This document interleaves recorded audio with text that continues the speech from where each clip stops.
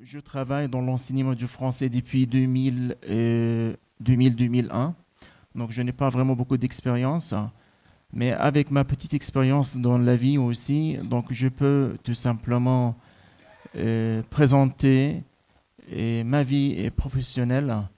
Je peux aussi présenter la situation à Gaza. Et si jamais je suis là, c'est pour et parler au nom des élèves et des enfants, parce que voilà, je parle toujours et je travaille toujours avec des enfants. Voilà, donc moi, j'habite à Gaza même. Je suis marié et j'ai une fille et deux garçons.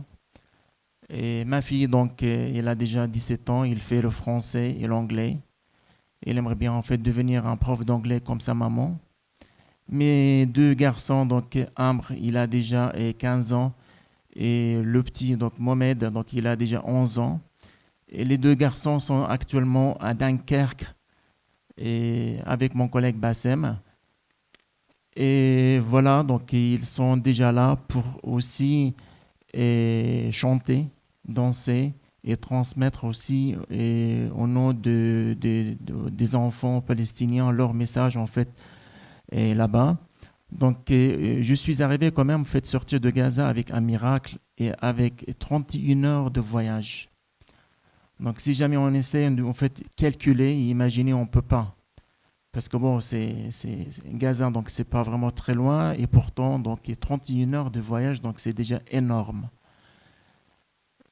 On avait besoin, donc, bon, si vous voulez, donc ça fait des années et des années avec mon ami et mon frère Jean-Marie que j'essaie en fait de sortir de Gaza pour venir ici et participer et vous rencontrer et parler un petit peu en fait de tout. Mais malheureusement, donc ça fait plus que 10 ans maintenant en fait que j'essayais toujours en fait de sortir de Gaza et venir et même continuer mes études en fait en Belgique tant que je suis déjà un chercheur et je fais en fait ma thèse en Belgique à l'université de Liège en Belgique. Mais bon, permettez-moi tout d'abord en fait vous parler un petit peu de notre voyage. Et, donc voilà, pour sortir de Gaza et pour pouvoir en fait sortir de Gaza, donc il faut en fait toujours faire des miracles. Et ça fait des mois et des mois en fait qu'on a déjà déposé des dossiers partout. Donc tout d'abord des dossiers pour avoir le visa et aussi des dossiers pour avoir la permission jordanienne. Parce que bon, les Gazaouis ne sont pas en fait comme nos frères en fait qui sont déjà à Cisjordanie, qui peuvent en fait sortir de la Cisjordanie facilement et rapidement en fait par la Jordanie. Et donc il fallait aussi qu'on essaye de s'offrir un petit peu pour avoir aussi la coordination israélienne qui prenne en fait aussi beaucoup de temps. Et donc bon, tout d'abord donc c'est à grâce de Jean-Marie qui a déjà fait une invitation pour venir ici. Cette invitation en fait m'a permis en fait de présenter le dossier comme il faut et l'essentiel en fait que je suis là. Et il y a aussi en fait le rôle du consulat qui a déjà fait un rôle très très important.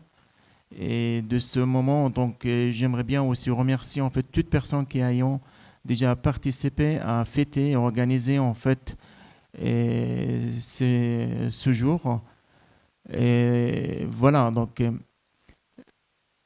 si vous voulez bien, ce jour-là, en fait, juste avant de partir, donc on était déjà à la frontière, on a déjà pris en fait le véhicule. Et donc c'était. T'expliques le champ géographique, parce qu'ils savent pas si tu sors par l'Égypte ou ils savent pas. Non, bah, je sais pas. Ok, nous c'est bon, c'est bon. T'inquiète pas.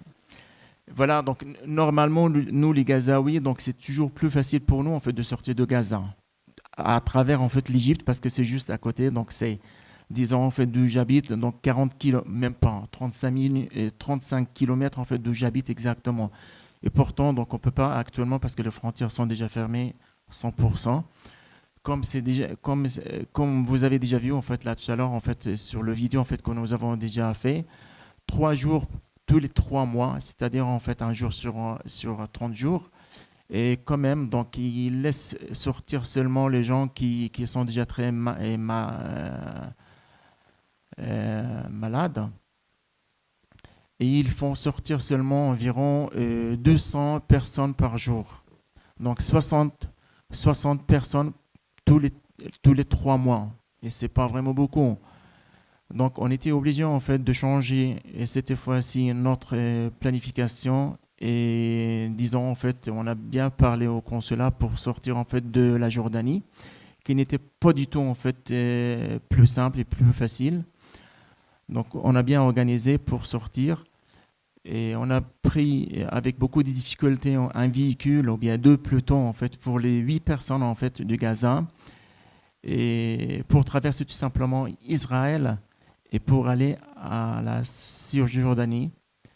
Donc de Gaza à Cisjordanie, on a bien traversé Jérusalem. Donc on n'avait pas le droit en fait d'ouvrir les fenêtres ni les portes, ni même pas avoir des photos. Donc c'est la première fois en fait que les enfants sortent de Gaza et c'est la première fois qu'ils essayent en fait de découvrir des villes et des villages juste après. Donc bon, j'ai bien demandé en fait de faire de petites photos en fait de Jérusalem ou bien de descendre pour prendre des photos, mais bon malheureusement c'était interdit.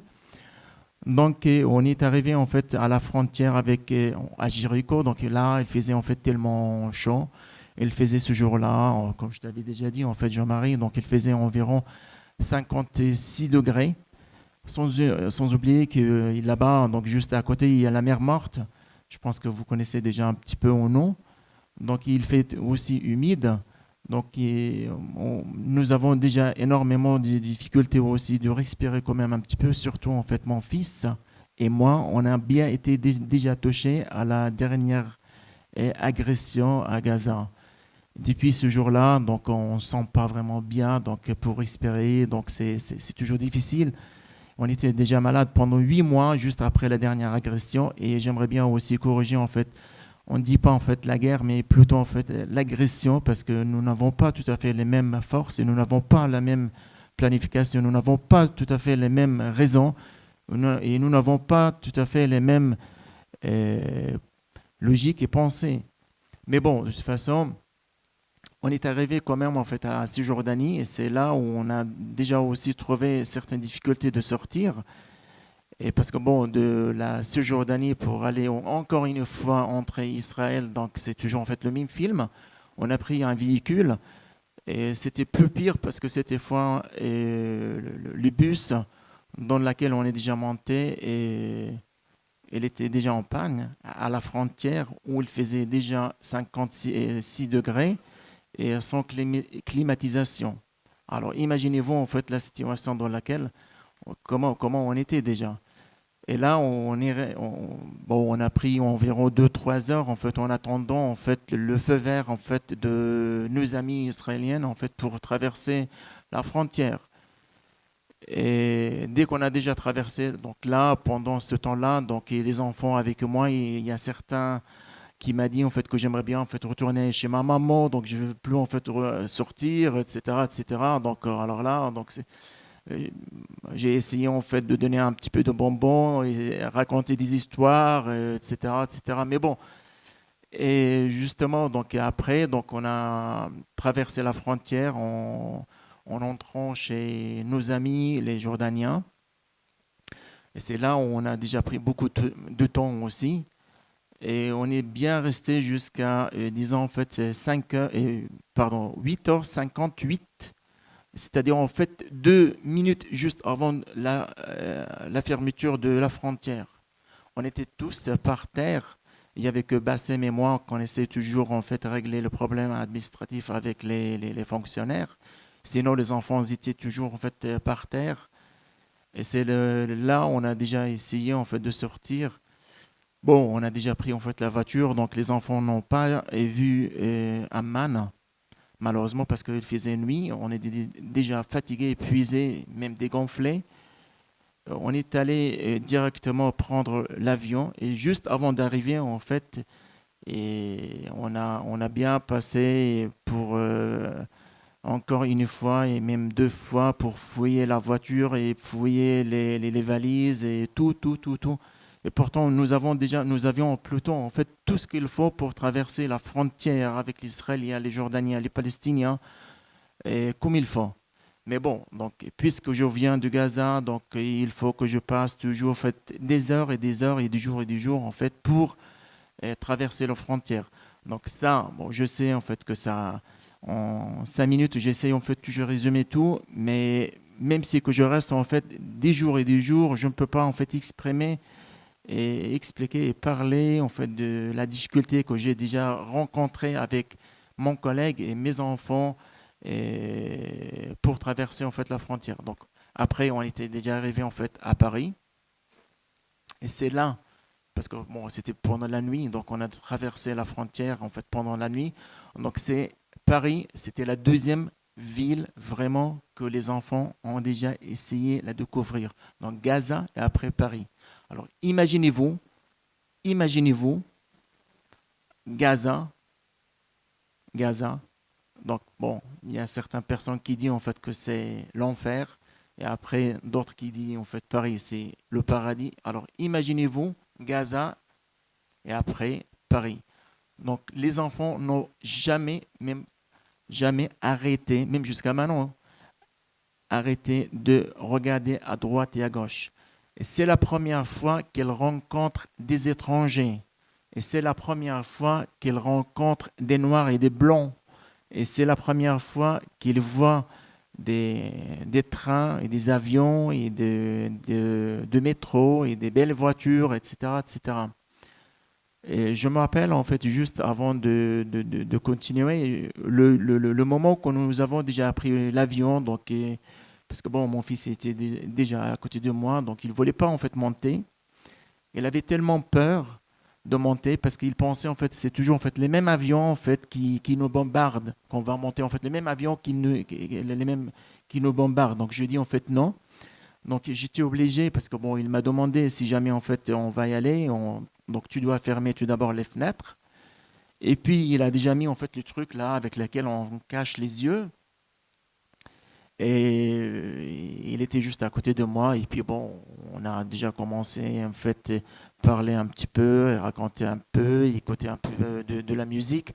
Et après, disons en fait de trentaine de minutes qu'il a déjà en fait relevé ça de ses yeux. Et puis il a déjà commencé à parler, regarder un bon film en fait avec les enfants. Voilà, donc c'est rapidement, j'essaie en fait de vous expliquer les difficultés que nous avons déjà rencontrées pour traverser la frontière. Là, je vous parle, mais en même temps, j'essaie toujours de penser en fait à un autre retour qui ne sera pas toujours mieux. Mais bon, l'essentiel que je suis là actuellement est parmi vous. Je suis vraiment heureux d'être parmi vous.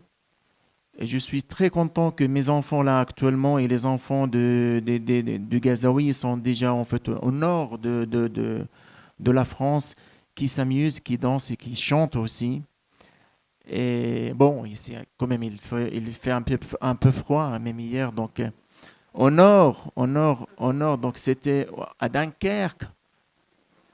Donc là, c'est plus pire. Donc mon petit-fils hier, il m'a dit, papa, j'aurais aimé en fait venir ici en été. Donc je dis, alors là, j'ai dit, parce que bon, si vous voulez bien, en fait, c'est l'hiver pour moi. Pour nous, en fait, c'est l'hiver. Et puis bon, vous imaginez en fait de 56 à, je sais pas, à 8 ou bien à 10 pendant la nuit. Donc c'est quand même un peu terrible. Et voilà, donc je reviens rapidement en fait à ma vie professionnelle parce que là, c'est ça en fait mon objectif actuellement en fait de parler quand même un petit peu en fait de ma vie professionnelle. Je suis déjà en fait un professeur et responsable du programme du français dans la bande de Gaza. Et actuellement, on fait depuis seulement 2 ans. Avec mon collègue Bassem, on essaie toujours en fait de faire du jumelage avec des écoles. Et c'est ça en fait le chose qui m'intéresse actuellement, faire du jumelage avec des écoles afin de développer les compétences langagières chez les profs et chez les élèves aussi. On aimerait bien aussi faire des échanges culturels Parce que bon, vous savez déjà très bien en fait que un pédagogue, c'est lui qui utilise toujours en fait plusieurs méthodes afin d'enseigner une langue comme il faut. Et nous, on ne peut pas apprendre une langue comme il faut sans connaître la culture et sans connaître la cuisine, sans connaître les chansons, sans connaître la danse, sans connaître et comment les autres peuples en fait pensent aussi. Et c'est comme ça en fait j'ai déjà pensé et c'est comme ça j'ai déjà travaillé ma recherche en master. Donc j'ai bien travaillé sur les documents authentiques.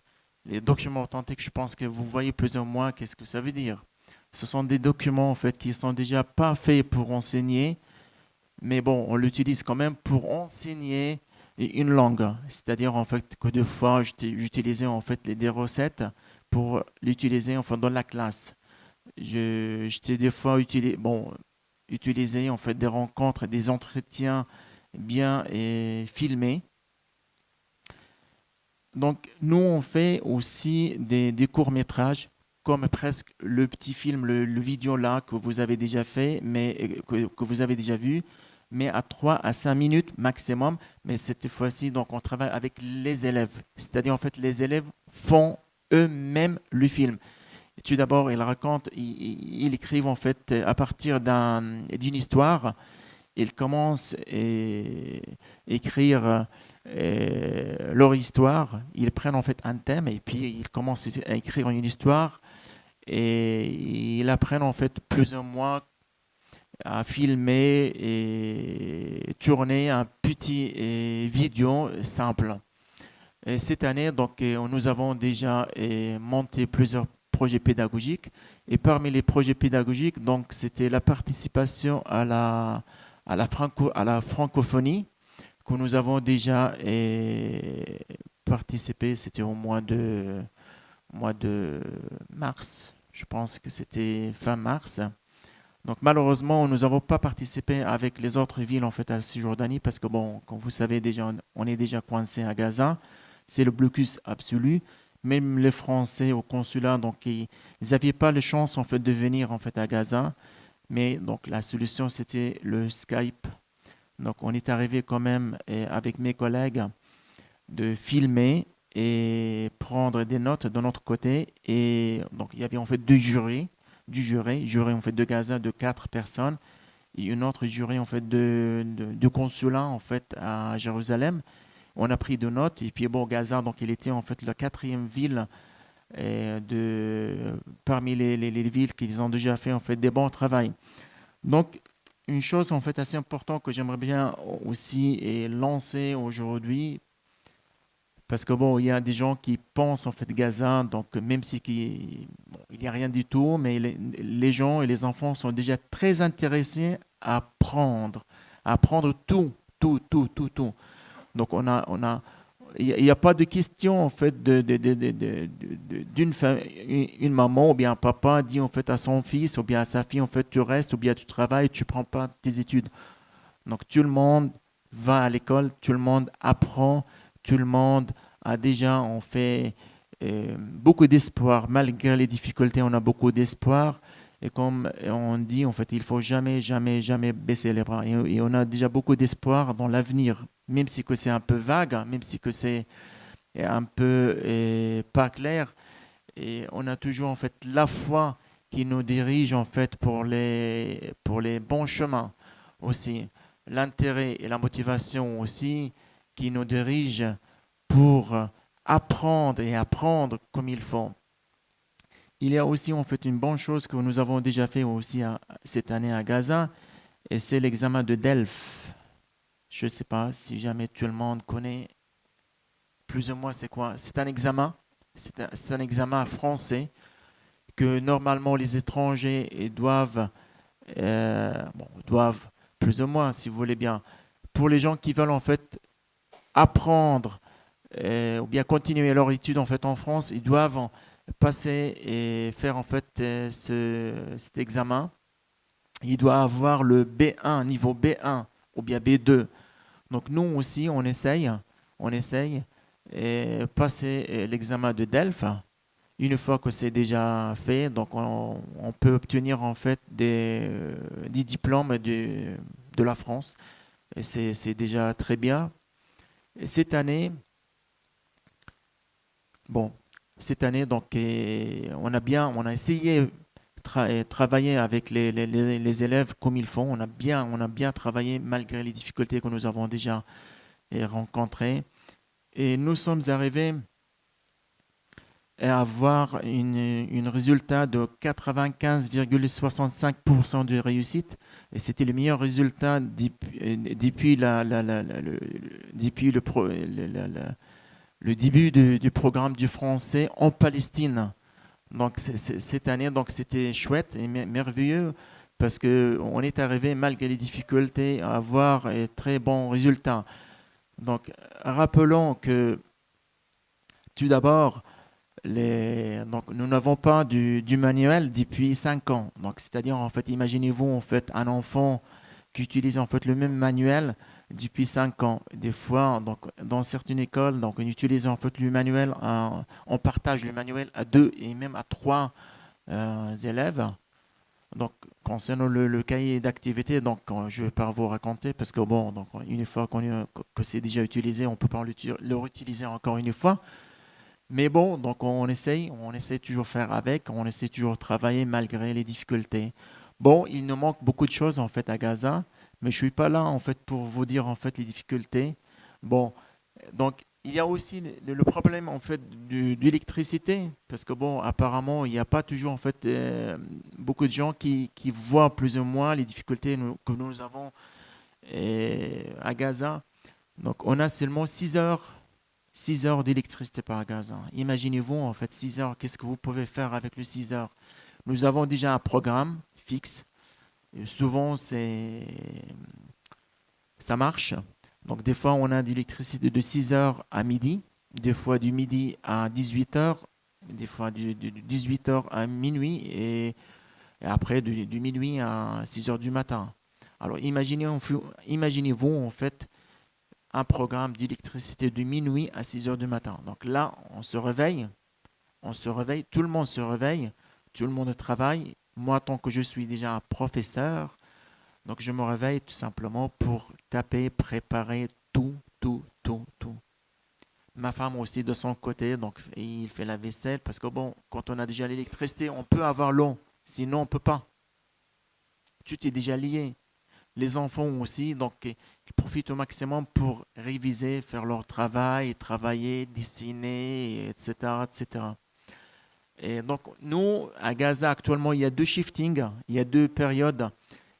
Parce que nous n'avons pas en fait assez d'écoles.